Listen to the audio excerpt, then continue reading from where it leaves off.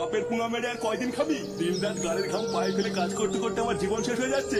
আর এই আদ্দামরা পাঠা শুধু ঘরে বসে বসে ভালো মন্দ খাবে। বাড়া এইভাবে আমাকে অপমান করলো।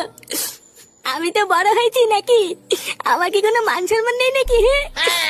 খানকির ছেলে আমার বিয়ে করাটাই ভুল হয়েছে। বাড়া আগে সিঙ্গেল ছিলাম, ভালো ছিলাম, আর এখন বিয়ে করার পর থেকে আমার জীবনটা পুরো তামা তামা হয়ে গেছে। লেওরা বালের সংসার করছে আমার।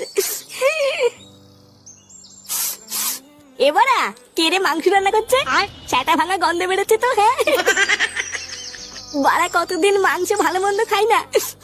কে রান্না করছে লেওরা এক পিস দিলেও তো হতো। লেওরা ভালো মন্দ খেতে গেলে না সংসারে টাকা দিতে হয়, বুঝলি তো? না হলে অন্তত হাতে হাতে কাজ করে দিতে হয়। আরে হ্যাঁ বাড়া, বাবা তো বলেছিল হাতে হাতে কাজ করে দিলে বাড়িতে ভালো মন্দ রান্না হবে। না বাড়া যাই, হাতে হাতে একটু বাড়ি থেকে কাজ করে দিয়ে গিয়ে।